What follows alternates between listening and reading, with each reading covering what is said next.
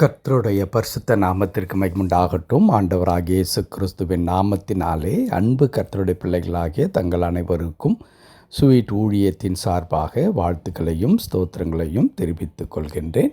Mark எழுதின நற்செய்தி நூல் 5ஆம் அதிகாரம் 34வது வசனம். மார்க்கு 5ஆம் அதிகாரம் வசனம் 34. அவர் அவளை பார்த்து, மகளே, உன் விசுவாசம் உன்னை ரட்சித்தது. நீ சமாதானத்தோடு போய் உன் வேதனை நீங்கி சுகமாயிரு என்றார். மகளே, உன் விசுவாசம் உன்னை ரட்சித்தது. நீ சமாதானத்தோடே போய் உன் வேதனை நீங்கி சுகமாயிரு என்றார். என் அன்பு கடவுளுடைய பிள்ளைகளே, இந்த பகுதியை வாசிக்கும் பொழுதே கிறிஸ்தவர்களாகிய வேதத்தை அறிந்தவர்களாகிய நமக்கு நன்றாக தெரியும் இங்கே என்ன நடந்தது என்று சொல்லி. 12 ஆண்டுகள் சுகவீனம் அடைந்திருக்கின்ற ஒரு பெண்மணி தனக்குள்ள எல்லாவற்றையும் விற்று அவள் பல வைத்தியர்களை பார்க்கின்றாள். ஆனால் சற்று கூட சுகமில்லாத நிலையில் மிகவும் வருத்தப்பட்ட மகளாக இருக்கும் பொழுது இயேசு கிறிஸ்துவை பற்றி கேள்விப்படுகின்றார். இயேசு கிறிஸ்துவை பற்றி கேள்விப்படுகின்ற இந்த மகள் ஒரு தீர்மானம் எடுக்கின்றார். அது என்ன தீர்மானம்? 26, 27 வசனங்களில் அது எழுதப்பட்டிருக்கிறது.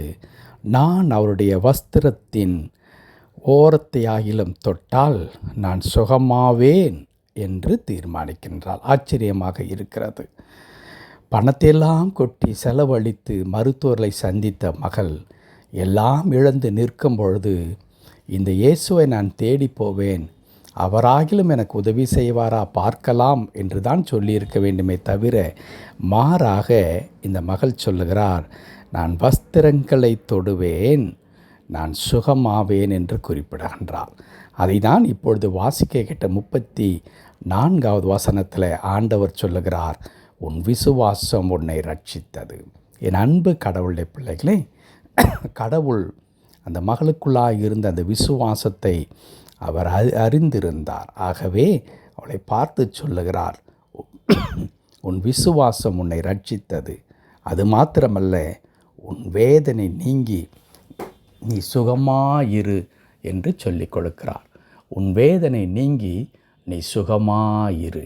அன்பு கடவுளுடைய பிள்ளைகளே, வாழ்க்கையில் விரக்தியோடு வந்திருக்கிற அந்த பெண்மணியை பார்த்து ஆண்டவர் சொல்லித்தருகிற வார்த்தை, உன் வேதனை நீங்கி நீ சுகமாயிரு என்று சொல்லி. இன்றைக்கும் விசுவாசத்தோடு கூட ஆண்டவரை நோக்கி பார்த்து கொண்டிருக்கிற, அவருடைய வார்த்தையின் மேல் நம்பிக்கை வைத்திருக்கிற, அவரை நம்முடைய சொந்த இரட்சகராக ஏற்றுக்கொண்டிருக்கிற நமக்கும் இந்த வார்த்தை சொந்தமாயிருக்கிறது. ஆண்டவர் விரக்தியிலும் வேதனையிலும் இருக்கிற நம்மை பார்த்து சொல்லுவது என்னவென்றால், உன் வேதனை நீங்கி நீ சுகமாயிரு.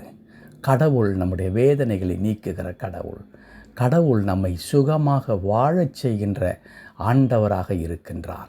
இன்றைக்கு ஒருவேளை நாம் நம்முடைய சரீரத்தில் ஏற்பட்டிருக்கிறதான வியாதி நிமித்தமாகவோ, அல்லது மனதில் ஏற்பட்டிருக்கிறதான காயங்கள் நிமித்தமாகவோ, அல்லது நம்முடைய ஆவியில் நம்முடைய குடும்பத்தின் பிரச்சனைகளை எண்ணி எண்ணி உடைந்து சோர்ந்து விரக்தியின் விளிம்பிலே தள்ளப்பட்டிருக்கின்ற நம்மை பார்த்து கர்த்தருடைய வார்த்தை இப்படி சொல்லுகிறது, உன் வேதனை நீங்கி நீ சுகமாயிரு என்று சொல்லி.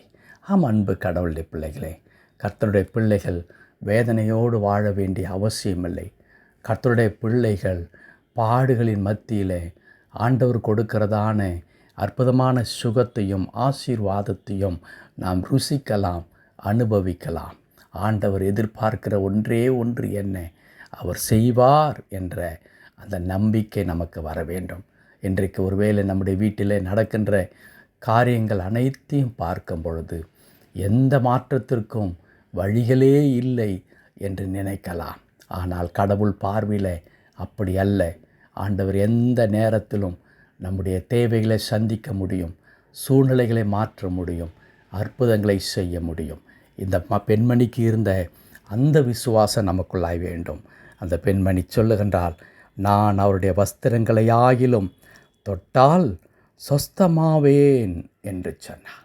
அப்படிப்பட்ட உறுதி, அப்படிப்பட்டதான நிலைப்பாடு கடவுள் பேரில் உங்களுக்கும் எனக்கும் இருக்க வேண்டும்.